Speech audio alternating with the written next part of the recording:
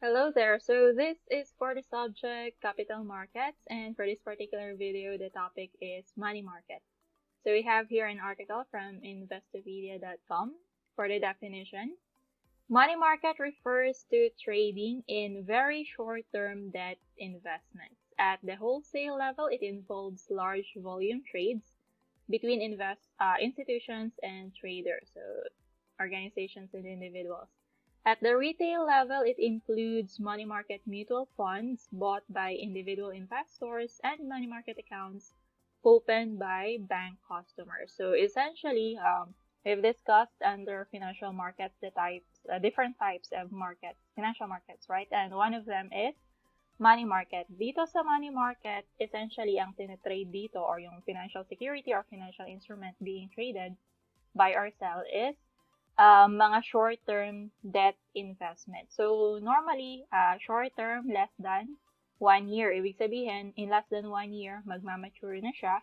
Pag sinabing magmamature na siya, it will be paid back into cash. So, yung investment, either i-redeem na siya ng issuer, so babayaran na ng issuer, yung pinakang principal, plus yung remaining interest on that particular investment. So, normally, mga bonds din,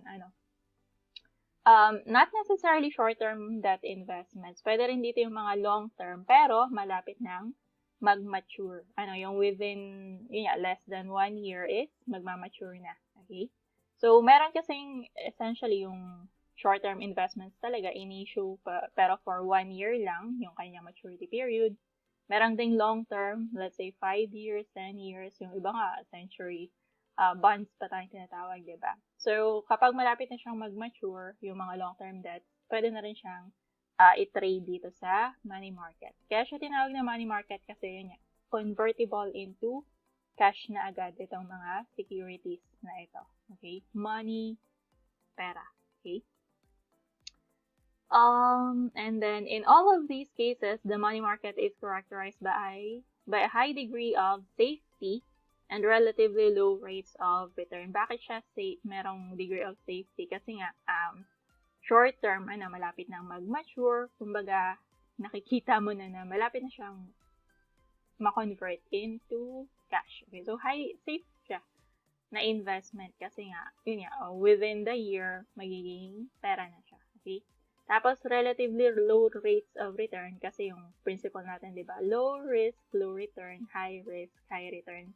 Normally, yung mga long-term, high risk siya kasi kumbaga, hindi mo pa kita, hindi mo pa alam kung tatagal ba yung issuer until the maturity date o baka mamaya, let's say, di ba yung century bonds, although government naman ang nag-issue nun. But anyway, kung private company, let's say, nag-issue ng 10-year bonds, tapos hindi nyo sure, baka mamaya after 5 years, 6 years, biglang mabankrupt. So, kapag ganun kasi nangyari, hindi na nila mababawi or hindi na nila mariredeem at the maturity period na 10 years yung mga bonds. In that case, edi worthless na yung mga bonds na yun, right? So, that's why it's considered high risk kapag long term. And that's why kapag short term, lower yung risk niya and as such, lower than yung rates of return. Okay? Key takeaways dito, the money market involves the purchase and sale of large volumes of very short-term debt products, such as overnight reserves or commercial paper, mga examples natin ng financial instruments na short-term. An individual may invest in the money market by purchasing a money market mutual fund, buying a treasury bill, or opening a money market account at a bank. Okay? Here in the Philippines, meron tayong mga UITFs, Unit Investment Trust Funds. May mga mutual funds din. Normally, naka-channel siya through banks, if you want to avail one. Money market investments are characterized by safety and liquidity, with money market fund shares targeted at $1. Okay? Again, safe and liquid kasi diba easily convertible to cash na sila. Understanding the money market. The money market is one of the pillars of the global financial system. It involves overnight swaps of vast amounts of money between banks and the U.S. government.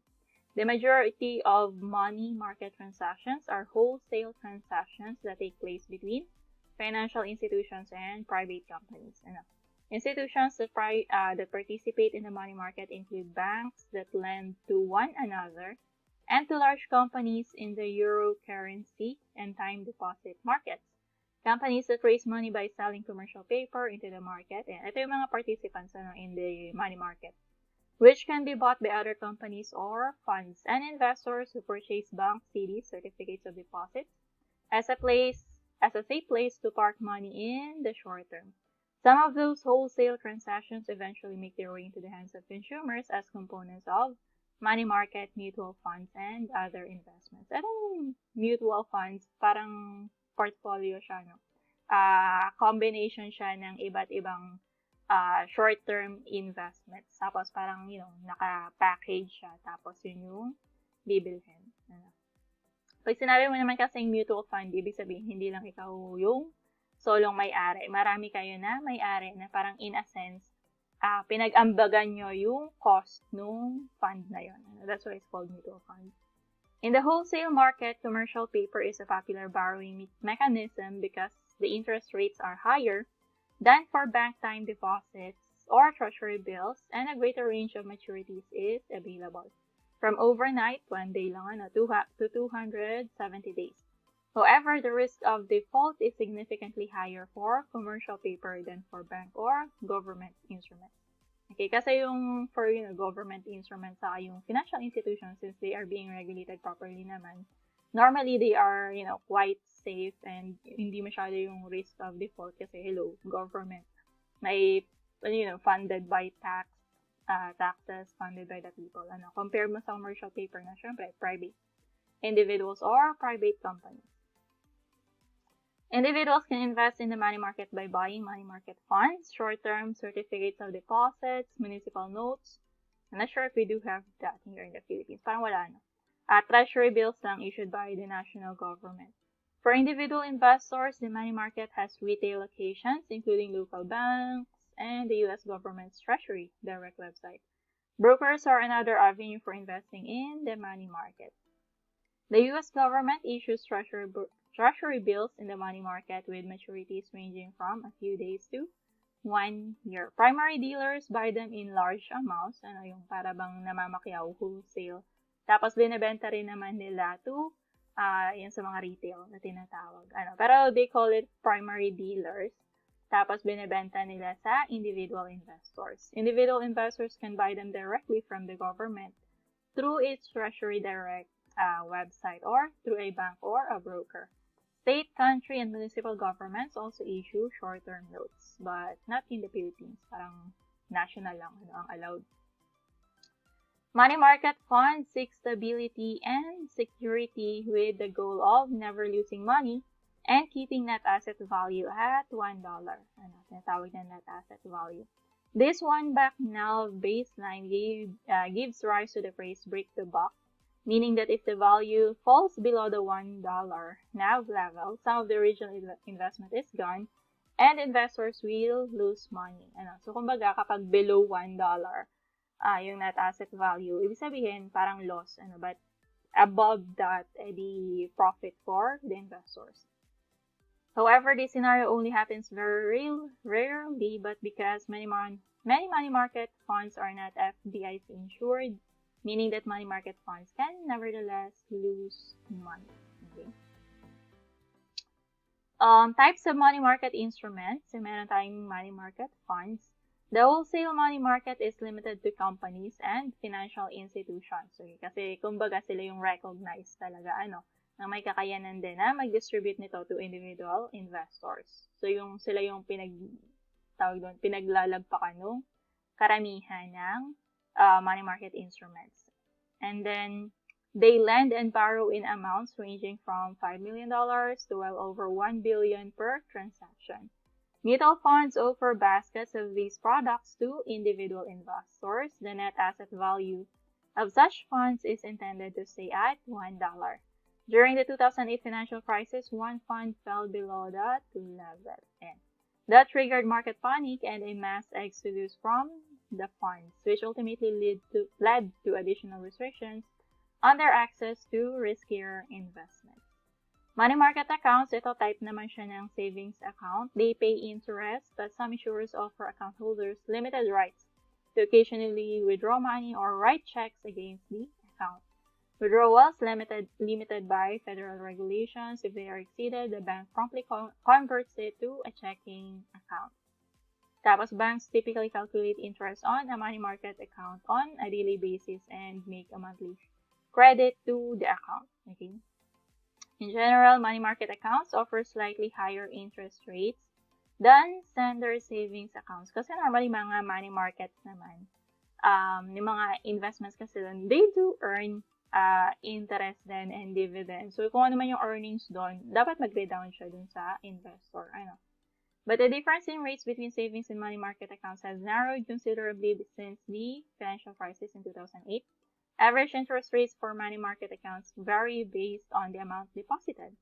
So, kumbaga, bracketed. So, the higher amount you deposited, the higher the rate. Most likely, As of August 2020, the best paying money market account with no minimum deposit offered 0.99% annualized interest. Wala pang 1%, okay? Pero dito sa atin, savings deposit, pinakamababa, 0.25%. Okay, certificates of deposits, not strictly money market funds because they are sold with terms of up to 10 years. Pero in short terms, definitely pwede sa money market. Okay? As with money market accounts, bigger deposits and longer terms yield better interest rates. Yes, kasi nga, high risk, high return. Longer term, the longer the term, the higher the risk. Rates in August 2020 for 12-month CDs range from about 0.5% to 1.5%, depending on the size of deposit. Unlike a money market account, the rates offered with a CD remain constant for the deposit period. There is a penalty associated with an early withdrawal of funds deposited in a CD. Okay? So, normally talagang pag nag-invest ka, kailangan ay, di ba, naka-hold. Hindi yung pag ayaw mo na, bigla mo na lang withdrawin. Kasi normally, mas costly kapag withdraw mo siya early. Commercial paper for buying and selling unsecured loans for corporations in need of short-term cash infusion. Okay. Only highly credit-worthy companies participate, so the risks are low. Kumbaga, need lang nila ng cash infusion, let's say, pang-operating ng hindi naman sa kinakapos sila sa pera. It's just that siguro yung timing ng sales and collection medyo nahuhuli compared dun sa ginagastos nila for that particular period. It doesn't always happen, pero there are times that it does happen. Okay, but it doesn't mean na sila ay struggling financially. Okay. Bankers' acceptances, short-term loan that is guaranteed by a bank, used extensively in foreign trade. A banker's acceptance is like a post-dated check and serves as a guarantee that an importer can pay for the goods. There is a secondary market for buying and selling bankers' acceptances at a discount. Normally, di ba yung banks, there are banks that operate internationally naman. And so, normally sila yung mga nag-i-issue nitong ganito, bankers acceptance. Parang tawag dito, sinicertify nila na itong taong ito is merong fund dun sa banko na yon, and if they do proceed with the transaction, import or export man yan, is that there would be money available to pay for the goods. Okay. Euro-dollars, dollar-denominated deposits held in foreign banks and are thus not subject to Federal Reserve regulations kasi nasa ibang, nasa foreign banks. Very large deposits of euro-dollars are held in banks in the Cayman Islands and the Bahamas. Money market funds, foreign banks, and large corporations invest in them because they pay a slightly higher interest rate than U.S. government debt. Okay. Repos or repurchase agreement, part of the overnight lending money market. Treasury bills or other government securities are sold to another party with an agreement to repurchase them at a set price on a set date. Okay. So, kumbaga, bibenta mo lang siya ngayon kasi you have an immediate need for money, pero once na nag-normalize na yung cash flow ng company, i-purchase rin pabalik. Okay. Repurchase din. Money markets versus capital markets. Ang money market defined as dealing in securities of less than 1 year, primarily used by governments and corporations to keep their cash flow steady and for investors to make a modest profit. Yun naman capital market, dedicated to the sale and purchase of long-term debt and equity instruments. Kasi normally, di ba, for funding talaga ng expansion, business. Okay, the term capital market refers to the entirety of the stock and bond markets. While anyone can buy and sell a stock in a fraction of a second these days, companies that issue stock do so for the purpose of raising money for their long-term operations. While a stock's volume may fluctuate, unlike many money market products, it has no expiration date unless the company closes or shuts down. Okay. Frequently asked questions, why is it called the money market? Kasi nga, short-term instruments na convertible agad to cash. So, highly liquid, very safe, short-term debt securities. Because of these attributes, kaya siya tinawag na money market. Cash equivalents na kasi sila. Okay? Interchangeable for money at short notice. Why is the money market important? Crucial for the smooth functioning of a modern financial economy. It allows savers to lend money to those in need of short-term loans and allocates capital towards the most productive use. Kasi nagagamit siya ng businesses and entrepreneurs for their operations, economic transactions, ganyan. These loans, often made overnight or for a matter of days or weeks, are needed by governments, corporations, and banks in order to meet their near-term obligations or regulatory requirements. At the same time, it allows those with excess cash on hand to earn interest, kahit maliit lang kasi short-term. What are some of the examples of money market instruments? Treasury bills, short-term kasi money market. Certificates of deposits, commercial paper, repurchase agreements, money market mutual funds, okay. Can you lose money in the money market? Syempre naman. Okay.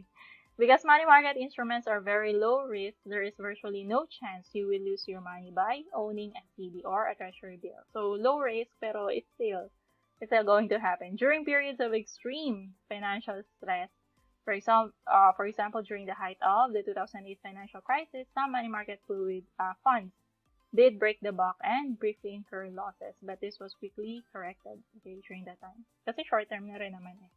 Kumbaga na-convert na, or malapit na ma-convert sa cash.